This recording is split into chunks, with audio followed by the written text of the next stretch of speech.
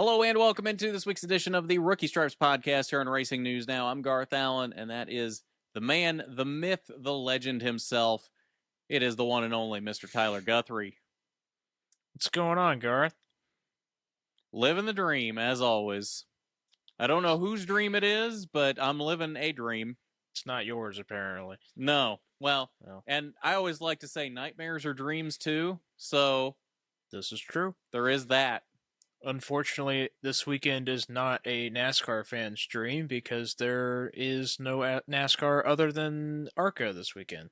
I was about to say false because there is ARCA this weekend. But yeah, there's a little bit. We've got ARCA, we've got IndyCar, and we've got F1 this weekend, so it's not a total wash for motorsports. But yeah, if you're strictly a NASCAR fan, you're not into ARCA or you're not into open wheel stuff, you probably don't have much to watch this weekend. Which means every NASCAR fan should watch IndyCar at Road America this weekend because that's actually a good race on a good track. You know, I would agree with that. Yeah, if you're looking for something to watch this weekend and you don't generally watch IndyCar, you're just strictly NASCAR, I would highly recommend turning on the IndyCar race this weekend because I think it will be very much worth your time. Road America is always a barn burner. Not a barn burner, really, but it's always a good race. I don't know that I've ever actually watched an IndyCar Road America race, to be honest. It's pretty good. You should try it. Well, yeah, I'm definitely going to this week, but I don't think I have before now. I would be going to this race if I didn't have to work this weekend, but... Yeah. Well, we did figure out before the podcast that you are going to a race this weekend, though. I'm not going to that race this weekend. You absolutely should. There's no reason that you can't. I know I should. Everybody here needs to peer pressure Tyler into going to the ARCA race at Berlin. He's only like an hour away from it. 2 hours. Tickets are whatever it is. You're close enough. Tickets are like $20. He doesn't have to work Saturday or Sunday. I do have to work Sunday. Sunday night. Yeah. So you're fine. You can get home late Saturday night. You're fine. There's no reason you can't go and experience the wonderfulness that is ARCA at Berlin. There is no reason. I am going to peer pressure you into this. Everybody watching right now should, in the chat or in the comments, peer pressure Tyler right now to going to Berlin. I am going to check back in on this next week. And if you didn't go to Berlin, I'm kicking you off this podcast. You're not kicking me off the podcast. You couldn't do it. I'm not above that. You couldn't do it. That's what Doc thought about that. He swatted his tail in my face as he jumped down. See? Doc thinks you won't either, but yeah, if somebody pays for my tank of gas to go up there and back, I'll do it. I'll pay for your tank of gas if that's really what it takes. Why aren't you coming up? Because I have work on Saturday and on Sunday. That's lame. I've only got like 4 more days I can take off this year. I think it's 4. And I'm saving those for Milwaukee and Salem. Good picks for races, though. It is, yeah. Who's at Milwaukee? ARCA? Yeah, ARCA and trucks. I'd like to be able to go to more than that, but my days off limit me there. Go to an IndyCar race or 2. I don't know that that's in the cards this season. Maybe next season. You work at a really bad time. I do. I really do. Like, it's literally, I like the hours that I work, but it makes it damn near impossible to do pretty much anything R&N related. Absolutely anything. Yeah. Maybe we should do R&N full time and then, you know. All right, so let's get into this past weekend's races. Just 3 NASCAR races: ARCA West, Xfinity, and Cup from Sonoma, and all 3 were pretty boring from the fan viewer standpoint. Now this is a point we were talking about this before the stream, and Sonoma is a track where I don't remember it ever putting on fantastic races. The thing about Sonoma is, though, it's one of those tracks where I feel like if you're in the race and you're driving Sonoma, it's an incredibly fun race because I feel like that would be a super fun track to drive at unless you're Bubba Wallace and have no road course skills whatsoever. which he's gotten better. I don't know where he ended up finishing, but I think this might have been he his was in best the road top course race ever. top 20, but I saw him in the top 15 at one point, but I don't know where he yeah. ended up finishing. But Which, based better, on how he rates himself on a road course, pretty good. yeah. Well, it's better than he used to be on road courses. Like the first year they went to the Roval, I think he wrecked 3 cars just in practice. Yeah, he did. Yeah. So he's gotten better. I don't know that we're going to see him win a road course anytime soon, but he's definitely gotten better. But unless you're somebody with absolutely no road course talent whatsoever, I feel like that's a super fun technical track to drive. The problem is that doesn't translate into a good viewing experience because it kind of just felt like an F1 race. Yeah, I don't remember that ever really being a good IndyCar race either. Because IndyCar, I don't remember them even being at Sonoma. Yeah, they used to do it every year. When's the last time they went to Sonoma? 2019, maybe 2018. Okay. Because they had the new cars. Mm-hmm. Or new bodywork anyway, but it was like 2018, 2019, I think. It was never really that good of a race because IndyCar used the infield section too. Oh, the carousel. Which, I mean, that seems like it'd be awesome to drive and it looks cool on TV, but that sets up the only passing opportunity on the whole track for IndyCar, and it kind of raced like there was only one place to pass. Yeah, because they didn't do the hairpin like Cup Series does. They did the little short hairpin there, which cut off another passing opportunity. So that's right. I remember them doing the short hairpin. Okay, so I must have watched an IndyCar Sonoma race at some point. Yeah, they did it for a while, but it was never really that good of a race. Same thing with like Watkins Glen, which I mean, I guess is better for IndyCar than Sonoma was, but they're tracks that are fun to drive, but not so fun to watch racing on anymore now that cars have so much downforce and are so aero dependent, even in NASCAR somehow. The difference with Watkins Glen, though, is I can remember good races at Watkins Glen. What was that, 2012, 2013, whatever that was, where Keselowski and Kyle Busch, Keselowski, and Marcus Ambrose. Yeah, Ambrose was like third, and then I don't remember what happened to Busch and Keselowski, but it was like a super exciting final lap, and Ambrose comes out with the win. Yeah, Keselowski. I think Kyle Busch like spun somewhere, and then Keselowski and Ambrose were beating and banging the whole lap, and then Ambrose kind of bumped them out of the way and got the win. But yeah, that was a good race. There's been a couple other decent Watkins Glen races. Sonoma's just too tight. There's enough elevation change that it makes the corners single lane corners, and there's not really enough room to run too wide. Every road course, the corners are single lane. Tell me a road course where you can effectively pass somebody on the outside consistently in any corner. In any corner, you can't, but every once in a while. Well, no. I'm not saying in any corner. I'm saying if there's a corner. I'm saying I don't think there's a road course where there's any corner where you can, on a regular basis, pass somebody on the outside under normal circumstances. Road America Turn 1. I disagree. I don't think... No, that's not a normal passing zone on the outside.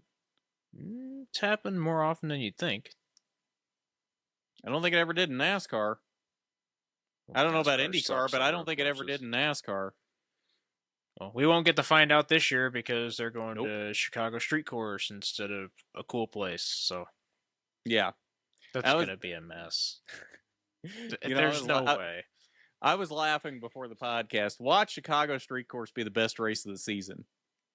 Watch it. I would laugh, but I still, even if it was the best race of the season, I still wouldn't want it next year. Why? If it's the best race of the season, you don't want it next year? Yeah, I don't. That seems like the dumbest thing I've ever heard in my life. I don't want that race at all. Even if it's the best race on the schedule.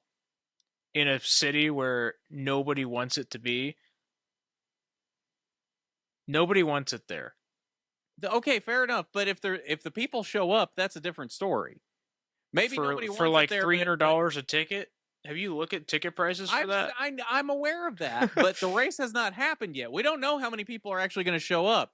It's expensive tickets, yes, and there's not a lot of good reception there, but the race hasn't happened yet, so we don't necessarily know that there's not going to be a lot of people show up. Yeah, let me look at the track map for that because I don't remember.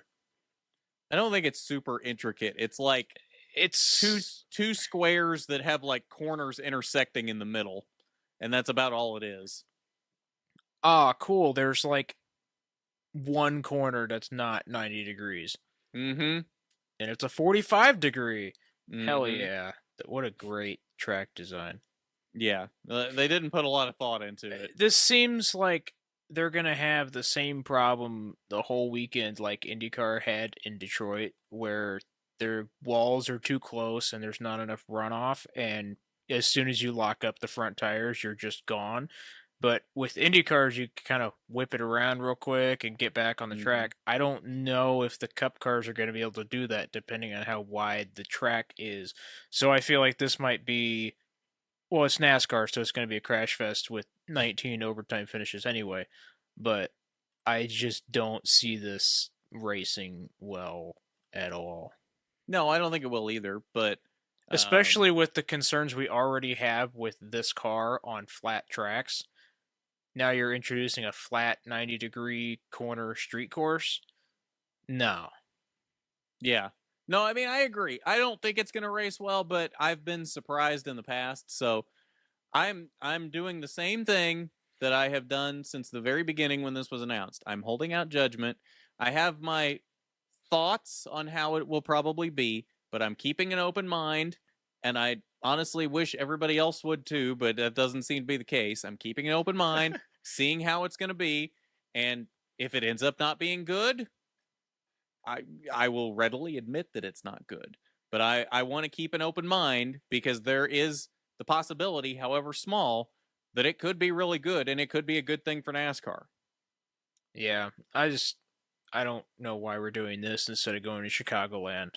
That's my big takeaway from it. We have a purpose-built oval for Cup cars just outside the city, and we're doing this instead, and nobody wants it there. I'm wondering if this isn't the segue back to Chicagoland. Like, they wanted to try this to see if it'll work, and then if it doesn't, then they're like, okay, well, we'll stay in the Chicago market, but we'll go back to Chicagoland. Maybe. I think they would have been better off doing like a 1-year deal with the Chicago street course and then going from there if it was a good race. I just feel like this will probably be the only year it happens, even though it's on what, a 3-year deal. See, I don't know. I've heard both. I've heard it's a 3-year deal, and then I've also been told this is already a one and done, and it's not coming back next year. I think so, the original thing was the original contract was a 3-year deal, but that was with different city government officials in Chicago.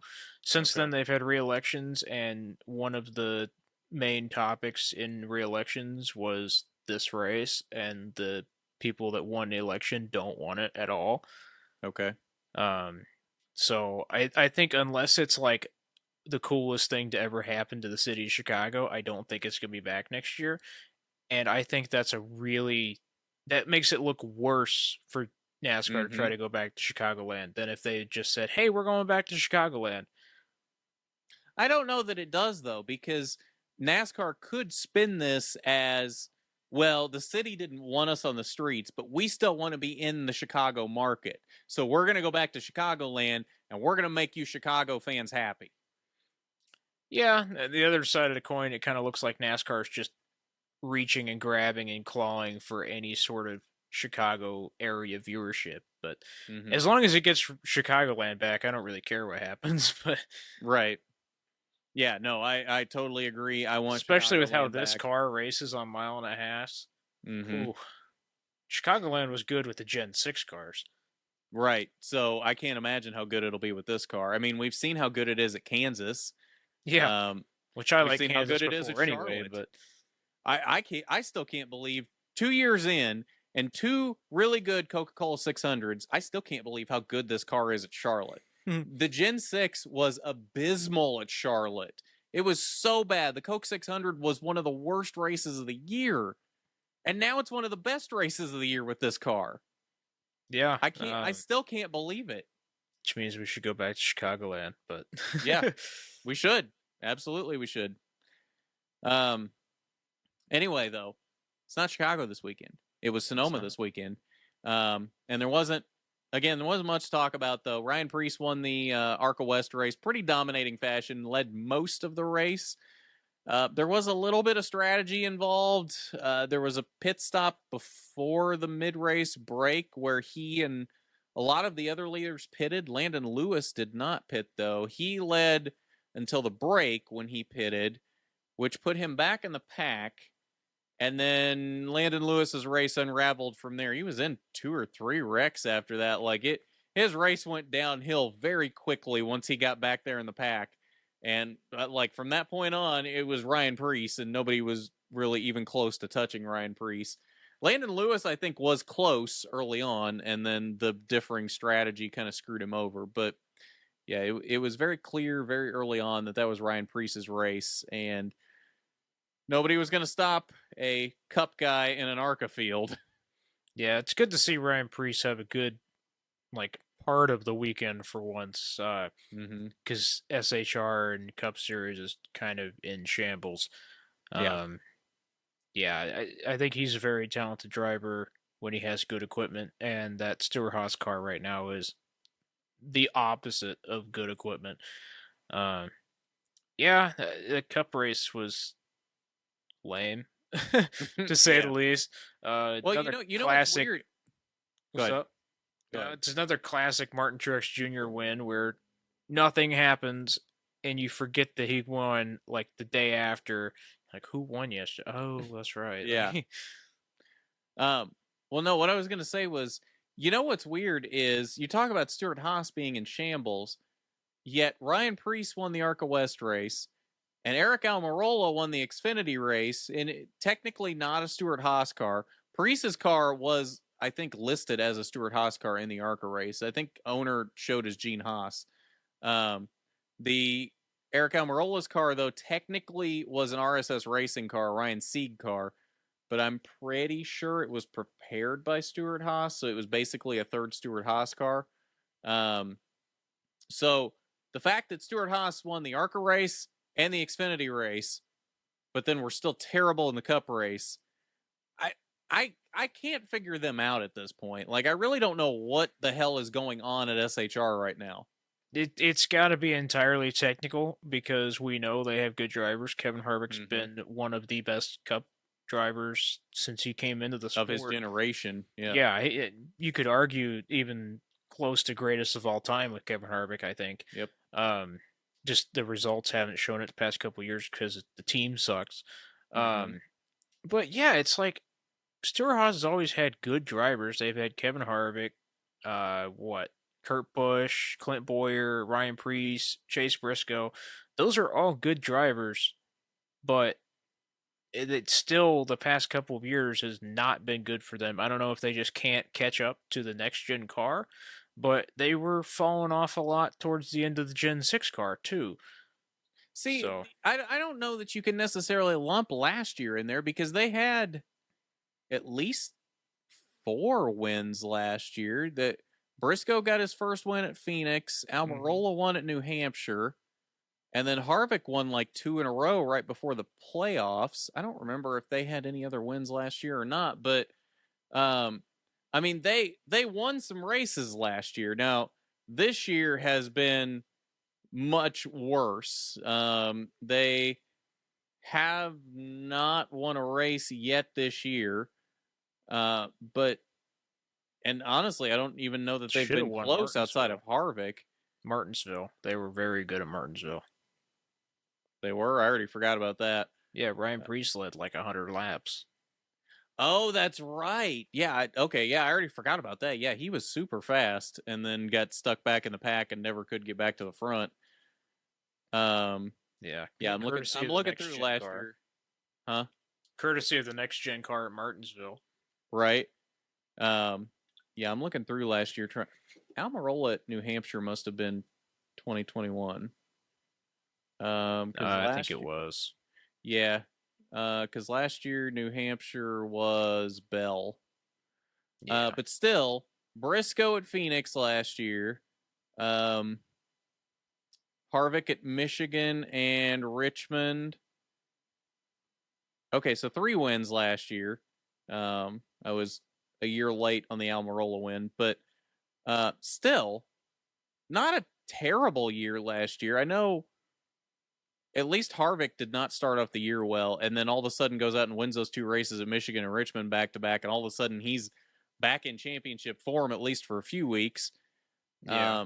But so It's I don't know still what. with this caliber of drivers, it's weird to see them not fighting for the championship because you would think with Briscoe, Harvick, and Priest, one of them should get to the final 4.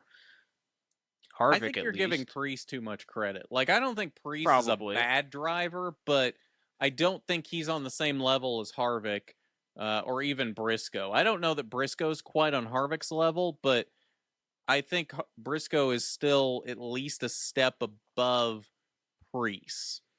Yeah, I just Priest, remember Briscoe being very impressive in the Xfinity Series, which I know Xfinity Series is very different than the Cup Series, but I still think he can take it to a lot of these Cup drivers that we rate very highly, and especially Kevin Harvick not really being in the championship fight for several years kind of throws some flags up, in my opinion. Yeah, I mean, hell, Briscoe made it to the round of 8 last year, so it's not unheard of. And you're right, Briscoe with the right equipment can easily be a championship 4 and a championship threat. Priest, I don't know that he's on that level. Like, if you give him good enough equipment where those SHR cars should be, he can win races. I don't know. I don't see him under normal circumstances making the championship 4 though, even with really good equipment. Yeah, you're probably right there. There's just too many other competitive drivers in NASCAR, especially with how the playoff format's set up now. But yeah, I don't think he's bad by any means. I think there's a lot of people he should beat on a continuous basis if those cars were up to any sort of snuff. But yeah, it's just kind of this year's been in shambles. What Briscoe was running in the mid 30s at Fontana this year, He's been just in the on mid pure 30s a speed. lot of races. Yeah, it's just we know he's better than that. So with And all yet 3 of them being awful, and Eric Almirola not, Almirola is kind of weird though. He'll sit 15th to 20th most of the season and then pop off like a couple top 5s, and then you'll never hear from him again. Yeah, he's. I don't know where that comes from either, because it's always at random tracks. It's never the same tracks that he'll go out and run well at every year. Like, yeah, like this week at Sonoma where he sucks at road courses and then comes out and beats the Xfinity field, which has Kyle Larson and AJ Allmendinger in the top 3. Or like when he won at Loudon 2 years ago. I don't think he's ever been good at Loudon outside of that one race. No. Like, where did that even come from? It's just it's like the one time they bring in a different setup for a track, he just runs with it, and then they never decide to run that setup ever again. Well, what I wonder is if his talent is more based around the car.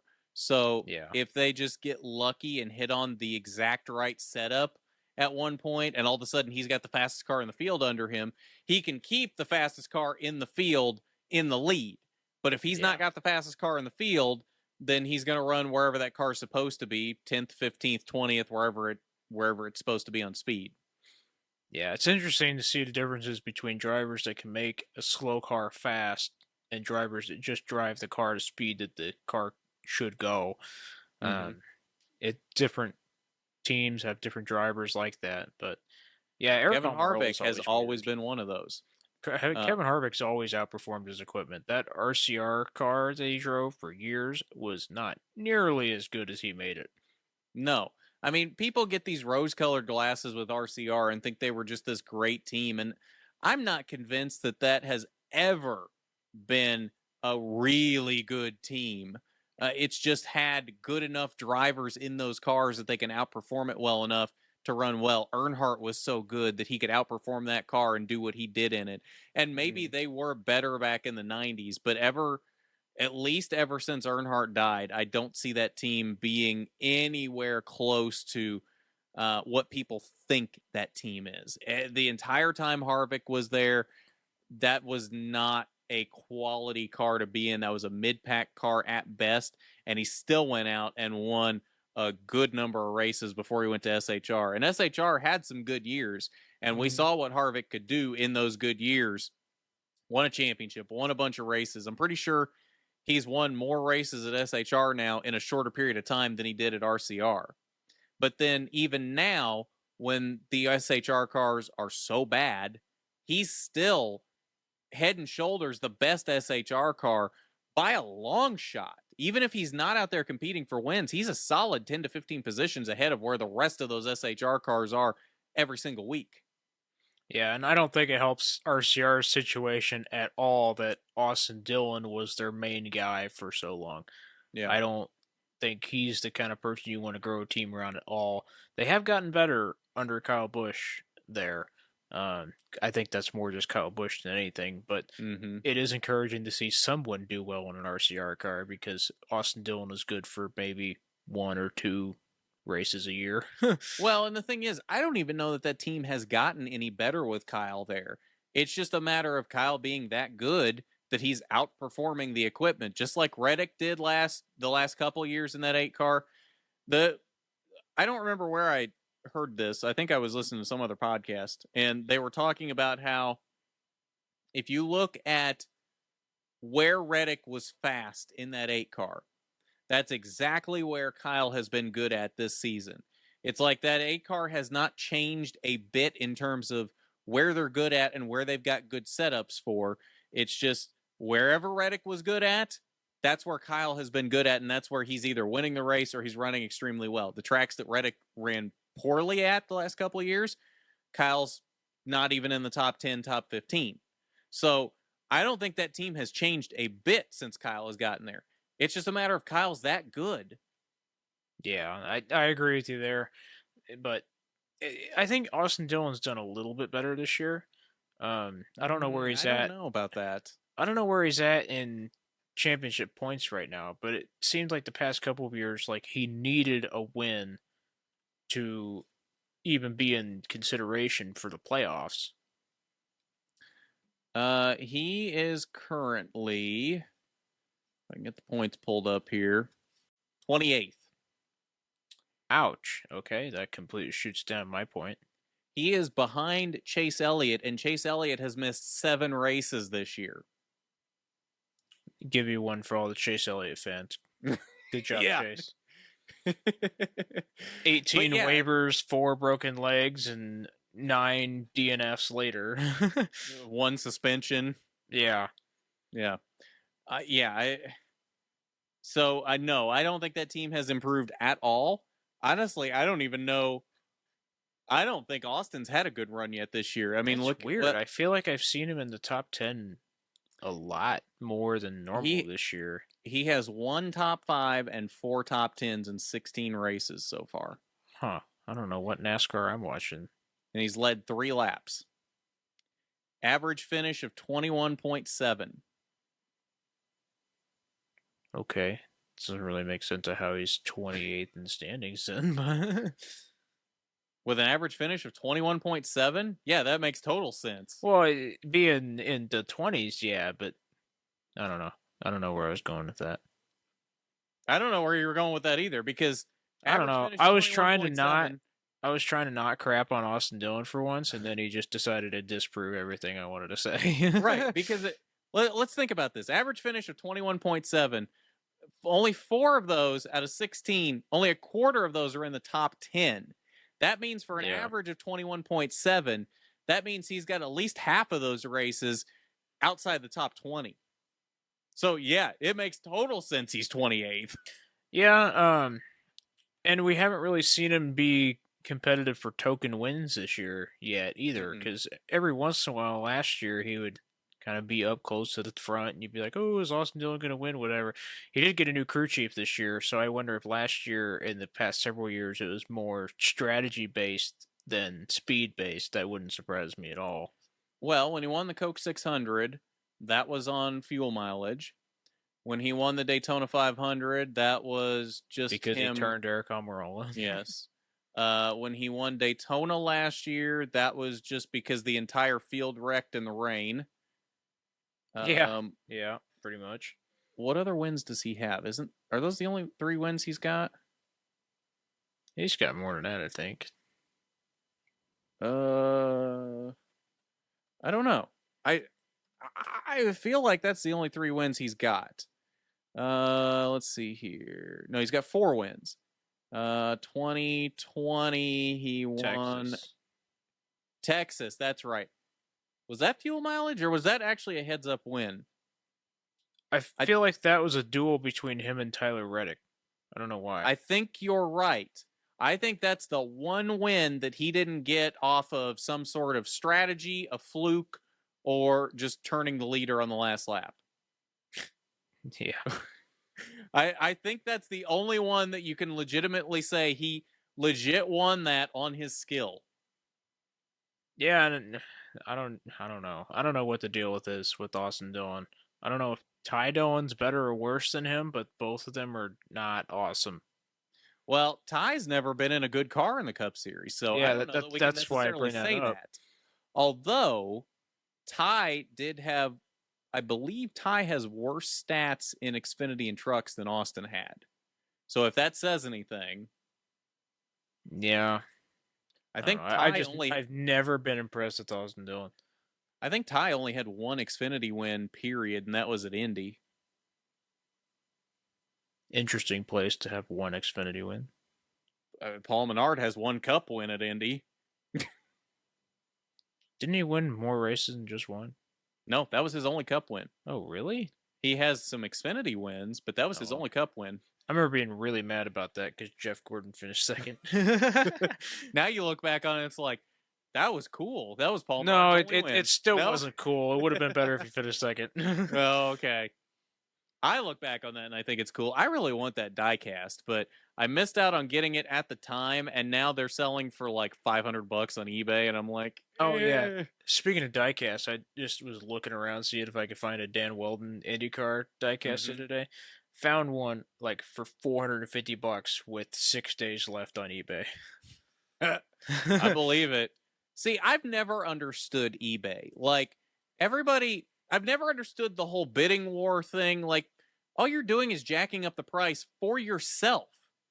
Put it on your watch list. Keep an eye on it. Wait till it's almost done. I know people get real about, oh, this person sniped it at the last minute, but, well, maybe you should have been paying more attention to it. Because that's how it works. Right, because if you're both continuously bidding, then you're going to end up paying more by the end of it. Yeah, it's great if you're a seller, though. Oh, I'm sure it's great if you're the seller, but if I'm the buyer, I'm not touching that until the last minute.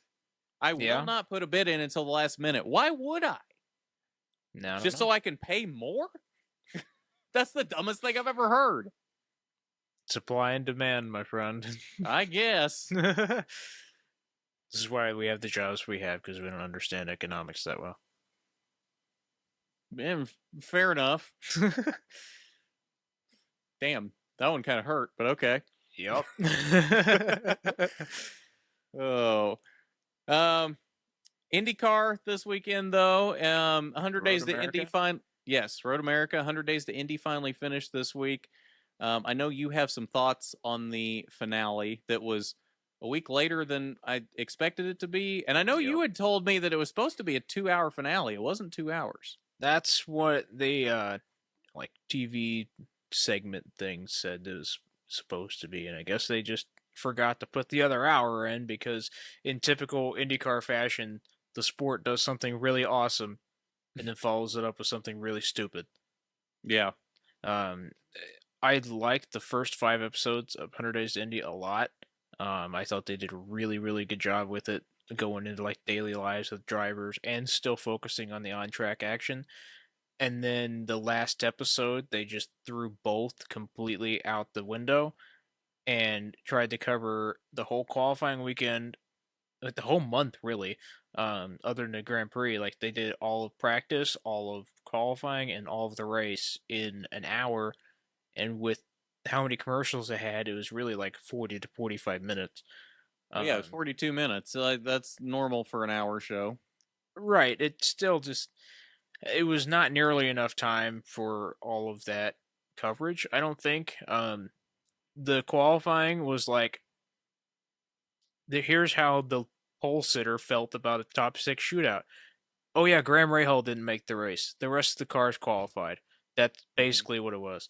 Then the race felt like super condensed because, Well, it almost felt like they glossed over the Steph Wilson, Catherine Legg wreck too, especially after. well, they actually like interviewed Steph Wilson in the hospital. Like they spent like 4 to 5 minutes on that, which in a 42-minute episode, that's a significant amount of time for that. It is. But at the same time, after having built both of them up as characters in the previous episode, to for the that Catherine big Legg part was funny though. They were like, they spent a whole episode being like, "This is Catherine Legg. This is what she does. It's kind of cool. She's going to be in the 500 this year."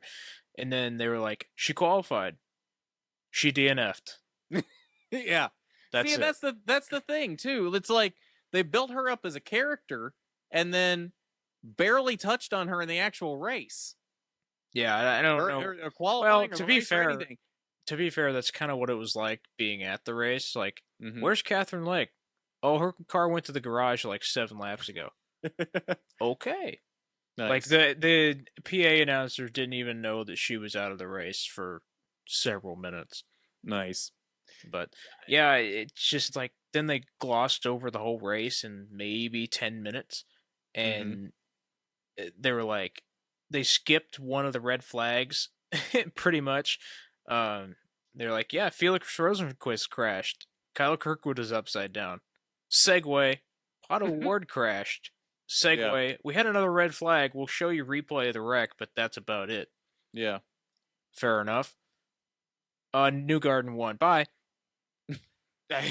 Yeah. They had like no post-race coverage at all.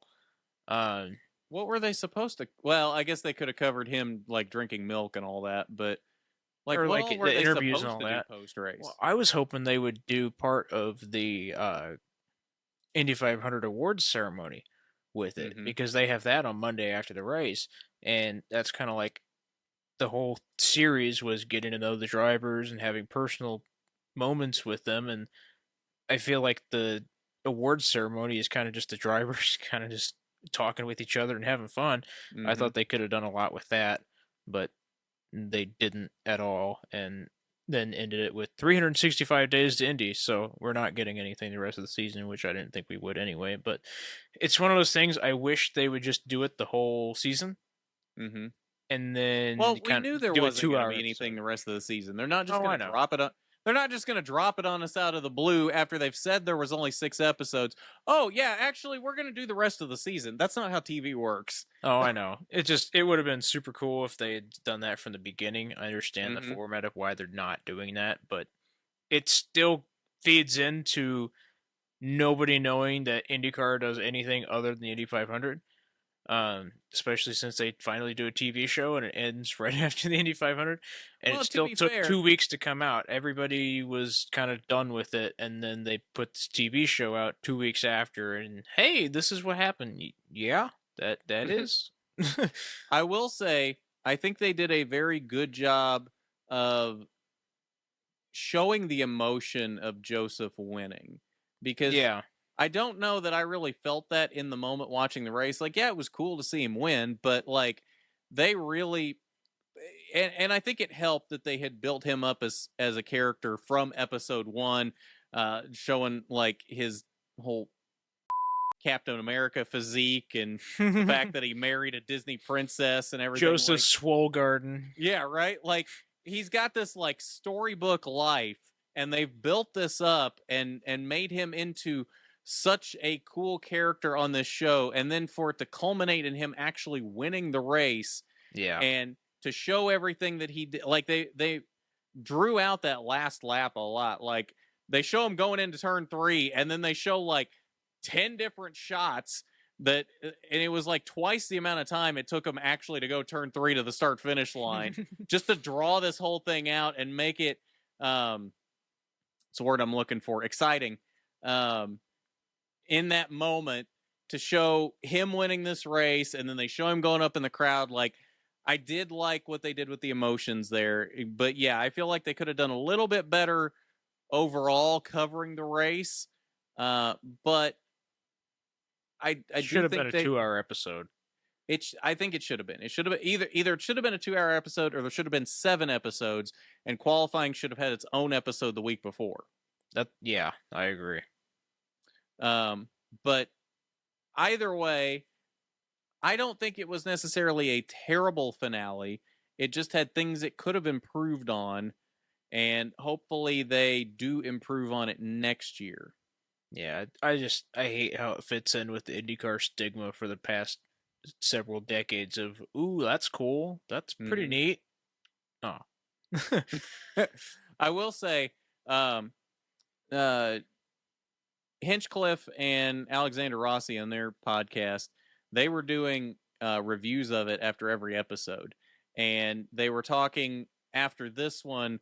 They had like the executive producer or somebody high up on the show on this episode, and they were talking about how when those guys with the TV show showed up at Thermal in preseason, how they were just awestruck with everything, and they thought it was like the coolest thing ever. And Hinch is like, this is the most boring day we have all year. If you think this is cool, just wait. Yeah, right? Yeah. That'd be a cool experience for the TV crew, I bet. But yeah. Well, and it sounded like it was. So, yeah, I mean, bet Rossi's think... kind of salty they didn't focus on him at all. Yeah. Well, I don't know that he was necessarily salty about it. He seemed like he was okay with it to me. I think he doesn't really show a lot of emotion anyway. So yeah, he just doesn't talk much. Period. Like, he's the Chase Elliott of IndyCar, except he's actually good. I think on his podcast is the most that he'll talk all week. Oh yeah. Yeah, and that doesn't surprise me at all. That's how he's always been. But yeah. Hinchcliffe's getting back in a car this week. Is he now? Not in an Indy car. He's in a Mazda Pro Cup thing at Watkins Glen. Does that conflict with his TV responsibilities? I don't think so. I don't know. I just saw it and thought it was interesting because I don't think he's raced anything in a hot minute. Yeah, not that I know of, but that'd be cool. But yeah, they're at Road America this weekend. We were talking before we started here. You were listing off the past winners at Road America. List those off for me. So IndyCar started going back to Road America in 2016. They quit going there after CART became IndyCar. But it's like literally the most typical list of winners that you could possibly think of for the modern IndyCar field. So starting in 2016 and going through 2022, it was Will Power, Scott Dixon, Joseph Newgarden, Alexander Rossi, Scott Dixon, Felix Rosenqvist, Alex Palou, and Joseph Newgarden. If I was going to pick just like at face value any week, if I just had on spot say who's going to win this week, it would be one of those drivers every week. You know what that tells me? That tells me that Road America is an extremely difficult track in an IndyCar, and you've got to be one of the best in IndyCar to win at Road America. Yeah. The long straights make it so you had to run low wing settings, which makes the corners more difficult. Mm-hmm. And the guys that have just the know-how to be around these cars and drive around other people really know how to get it done. And it's all guys that have had a lot of success in the sport. I mean, Scott Dixon's won it twice. He's like the best IndyCar driver in the history of IndyCar. Yeah.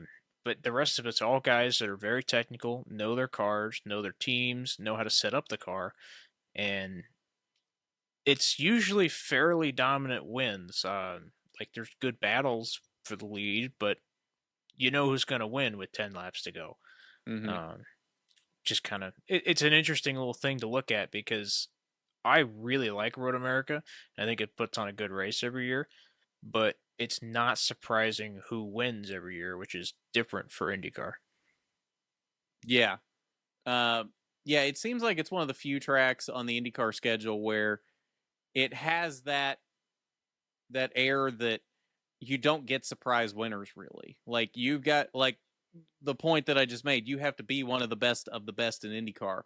Um, I don't know that there's any other track on the schedule that's like that. Like you'll get surprise winners everywhere else every once in a while, but I feel like Road America is the track where you've got to be the top of your game. You've got to be the top of the sport if you're going to win at Road America. Yeah, it seems like the people that roll off the truck well are usually the people that do well in the race. Because sometimes, like in Indy, you can not roll off well and by the race be okay. But Road America is kind of how you come off the truck is how you're going to finish. Mm-hmm. I don't know. It's a good race. It's fun to watch.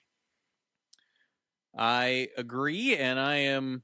Well, I say I agree. I don't remember if this was before the episode or in the episode, but I know I said earlier I don't think I've ever watched an IndyCar Road America race, so this will be a first for me this weekend. I'm looking forward to it, but I think it's time to get into predictions for the weekend. Even though we've only got 3 races this weekend, and we're going to start with the ARCA Menard Series at Berlin. Saturday night, 8 p.m. Eastern should be on FS1. Yeah. Tyler, who you got for this one? Do we even have an entry list yet? No, but we have full-time drivers. You've watched enough ARCA races at this point. You should know who's decent. ARCA race this year. Well, whose fault is that? You've been doing a podcast covering ARCA this whole season. Whose fault is that? I've been really busy, buddy. I'm sure you have. You move 3 hours away within 2 weeks and tell me how you feel. Moving 3 hours away didn't take you 6 months to do. You could have seen some ARCA races in that time. Yeah, I had 4 other series to watch. Mm-hmm. Big Frankie Muniz. No, it's probably fair. He might actually have a shot. Yeah, we'll just go with Frankie Muniz because he's been doing pretty well this year. He's second in championship right now. Mm-hmm. Yeah, no, he's had a solid season so far, so I think that's a solid pick. I'm going to go with the easy lob here because I got to write down my picks first this week. I wasn't letting Tyler do that again. Yeah, right. I got Jesse Love this week. It's hard to pick against Jesse at this point. I mean, once he finally got the first win of the season, he has been on an absolute roll. 3 wins in a row now. I think this is going to be number 4. So I think Jesse Love wins this weekend. It's an easy pick when you look at the championship and see that we've had 5 races so far, and he's won 3 of them. And Greg Van Als and Tyler Reif were the other one, and Tyler Reif's only done 1 race. Well, that's because he's a West driver, and that was the West combo race. Yeah. I don't see how anybody other than Jesse Love wins this, unless Frankie Muniz turns him coming out of turn 4 in the last lap of the race. That'd be pretty cool.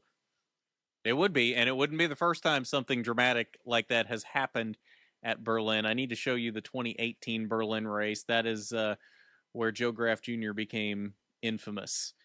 Yeah. All right, on to IndyCar this weekend at Road America. Tyler, who you got?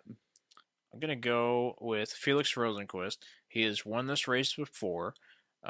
He's had very good qualifying results this year in this McLaren, but hasn't been able to finish the race where he started it. He's very fast. This is a contract year for Felix. I think this is the weekend he finally puts it all together and keeps his spot with McLaren for next year. Okay, fair enough.